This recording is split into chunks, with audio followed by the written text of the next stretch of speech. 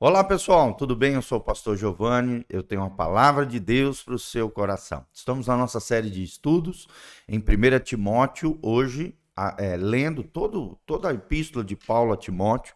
Estamos hoje no capítulo 2, vimos no último encontro o 1 Timóteo 2:1 e vamos continuar a partir desse texto a explanar a palavra de Deus e explicar princípios, valores, ensinamentos preciosos, doutrina cristã para o seu coração. Desde já, nós nos alegramos por ter você conectado conosco. Também dá um joinha aí, siga, aperta no sininho, siga o nosso canal no YouTube e compartilhe esse vídeo também com outras pessoas para que o máximo de pessoas possam estar conosco. Então, se inscreva aí no nosso canal do YouTube, que a graça e a paz de Jesus esteja sobre você, a sua casa e a sua família. Eu sou o pastor Giovanni, somos da Igreja Casa na Rocha e é uma alegria ter você conectado aqui conosco. Vamos orar então? Pai, em nome de Jesus, pedimos a tua graça sobre nós, fala através do texto bíblico ao nosso coração, ministra nas nossas vidas aquilo que o Senhor quiser nos ensinar. Usa o teu servo debaixo da tua graça e misericórdia e fala conosco através da tua palavra. Em nome de Jesus, abençoa o teu povo. Amém e amém. 1 Timóteo 2:1 foi o que nós falamos no nosso último encontro. Diz Paulo aqui, falando ao seu filho na fé Timóteo: admoesto-te, pois, antes de tudo, que se façam súplicas, orações, intercessões e ações de graças por todos os homens. E aí nós trabalhamos em cima desse versículo, que nos ensina no desenvolvimento da nossa fé, da nossa vida espiritual, em favor não só de nós, da nossa relação com Deus, mas em favor de todos os homens. Paulo diz no final, por todos os homens, ou seja, por todas as pessoas, por toda necessidade de chegar até nós, precisamos fazer 4 coisas. Súplica, que é aquela oração, aquele clamor desesperado, em quebrantamento, em choro, em pranto diante do Senhor. Súplica. Orações, que é um diálogo com Deus, um bate-papo com o Senhor. Intercessões, que é clamar em favor de outras pessoas, orar por outras pessoas, situações ou necessidades coletivas ou individuais. Ações de graça, que é gratidão expressa através de declarações de gratidão, de louvor e de adoração a Deus, mas também em favor de todos os homens, como Paulo menciona aqui. Aí no versículo 2 ele continua dizendo para também quais são as outras situações que nós temos que orar. E aí no 2 ele diz: devemos orar, suplicar, interceder e dar ações de graça pelos reis e por todos os que estão em eminência, ou seja, num lugar de proeminência, num lugar importante, num lugar de governo. Reis aqui simboliza pessoas de governo, pessoas de autoridade, vereadores, prefeitos, deputados estaduais, federais, secretários, ministros, presidente, todas as pessoas que estão em lugar de proeminência, em lugar de governo, pelos reis e por todos os que estão em eminência.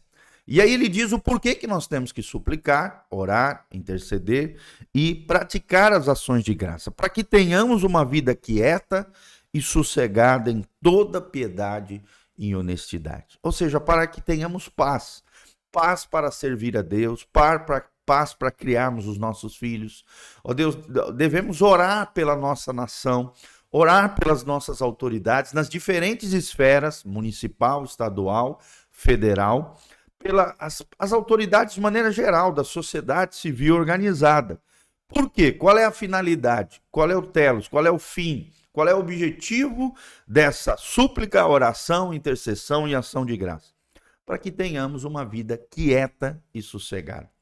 Uma boa vida, uma vida de tranquilidade, uma vida de paz, né? Nós estamos vendo toda essa convulsão social pós a eleição. E nós temos que orar pela nossa nação, clamar pelo nosso povo, né? O povo está desesperado, o povo está revoltado com tudo isso que está acontecendo. Que haja uma resolução de todos esses conflitos, que haja uma intervenção sobrenatural de Deus, que o Senhor, né, através das nossas autoridades e de todas as situações que envolvem uma sociedade civil organizada, que Deus haja com poder e glória, com a sua justiça, aplicando a sua justiça, agindo através de homens fiéis, homens que tragam uma vida tranquila, uma vida sossegada, uma vida em paz com Deus e entre todos os homens. E é interessante que no final ele diz em toda piedade e honestidade, ou seja, não podemos esquecer essas duas virtudes. Uma vida piedosa, que é uma vida consagrada, dedicada, santificada, fazendo aquilo que é correto, honesto, ético, aquilo que agrada o coração de Deus, nada que seja ilegal, nada que seja errado, nada que seja equivocado. Não podemos aproveitar toda essa situação, toda essa convulsão social a fim de nos beneficiarmos ou destruirmos algo, alguém, alguma situação. Não, temos que andar em piedade, em consagração, em dedicação ao Senhor e honestidade. É a última palavrinha que ele usa aqui. Piedade de um lado e honestidade. Sermos honestos, sermos sinceros, falarmos a verdade, não usarmos de engano, de simulação, de falsidade. Pelo contrário, é tempo de oração, é tempo de dobrarmos o joelho, é tempo de nos posicionarmos também dentro daquilo que é verdadeiro, aquilo que é justo, aquilo que é correto. A igreja do Senhor Jesus é coluna e baluarte da verdade. É aquela instituição, aquele organismo vivo que se levanta diante de Deus, se levanta diante dos principados e potestades, que são as hostes espirituais da maldade, mas também que se levanta na sociedade, se posicionando como coluna e baluarte da verdade, como um povo que se posiciona de acordo com a cosmovisão cristã, de acordo com a doutrina cristã, de acordo com a palavra de Deus, dentro daquilo que é correto, é certo, dentro daquilo que é verdadeiro, aquilo que é mentiroso. Nós temos que nos posicionar diante da verdade, pela verdade, através da verdade, como colunas, como bandeiras vivas da verdade de Deus, colunas e baluartes da verdade. É isso que é a igreja. A igreja é a fibra moral pela qual a sociedade é sensibilizada dentro das suas questões éticas e morais.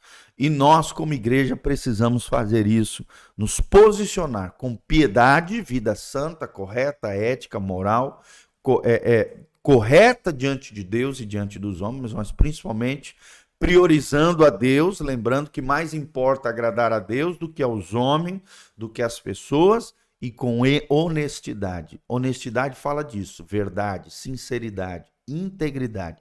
Sermos inteiros, sermos verdadeiros e lutarmos em prol da verdade, da honestidade, da transparência, da sinceridade e da integridade diante de Deus e diante dos homens. Então, ore em favor das nossas autoridades. Mais do que nunca, ore em favor da nossa nação. Que haja uma resolução de todo esse conflito, de toda essa confusão, de todo esse mal-estar social que está acontecendo, para que tenhamos vida quieta, sossegada, paz, vida piedosa e honestidade diante de Deus e diante dos homens. É o que diz o versículo 3. Porque isto é bom e agradável diante de Deus, nosso Salvador. Então, isso agrada a Deus, isto é bom do ponto de vista de Deus. E é quem nós temos que agradar. Se somos cristãos, Jesus é o nosso Senhor, é o nosso Salvador, mas Ele é o Senhor, Ele é o dono da nossa vida. Já não fazemos o que queremos, já não fazemos para agradar os outros, já não fazemos para agradar os familiares, os nossos amigos, não, fazemos a vontade de Deus, que é boa, perfeita e agradável.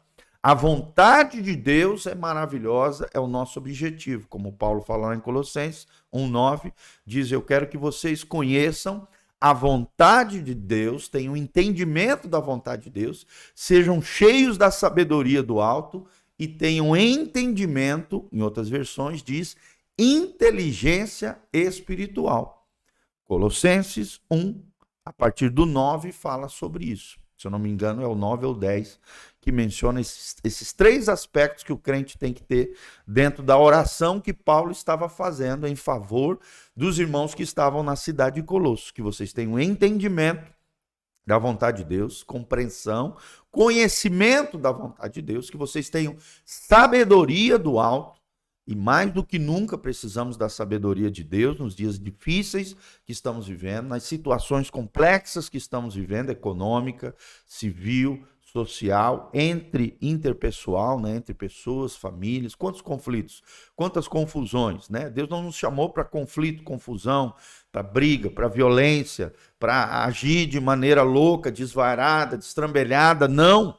Deus nos chamou para prudência, para sabedoria, para agirmos com maturidade, assim como Jesus agiria naquela situação. Isto é bom, isto é agradável diante de Deus, o nosso Salvador. Por isso, não se esqueça dessas 4 coisas mencionadas em 1 Timóteo 2:1. Súplica, clamor desesperador, em pranto, em quebrantamento diante do Senhor. Orações, falar com Deus, um diálogo com Deus. Intercessões, clamar em favor de outros, clamar em favor de situações, clamar em favor da nossa nação. E ações de graça, louvor e adoração. Essas são 4 grandes ferramentas para que possamos orar por todos os homens, pelos reis e pelos nossos governantes, pessoas proeminentes, pessoas que estão em posições chaves na área municipal, estadual e federal. Que Deus dê sabedoria e que tenhamos uma vida quieta, sossegada, em piedade e honestidade diante de Deus, porque isso é bom, isso é agradável diante do nosso Deus e diante do nosso Salvador. Que Deus abençoe a sua vida, que essa palavra traga conforto e segurança ao seu coração. Dá um joinha, escreva de onde você está nos assistindo e o que você tem achado de tudo isso que nós estamos ensinando. E também não esqueça de clicar no sininho aqui, nos ajudar a impulsionar esse vídeo, e também clicar aqui para assinar o nosso canal do YouTube. Um grande abraço, um grande beijo. Louvado seja o nome do Senhor. Amém, amém e amém.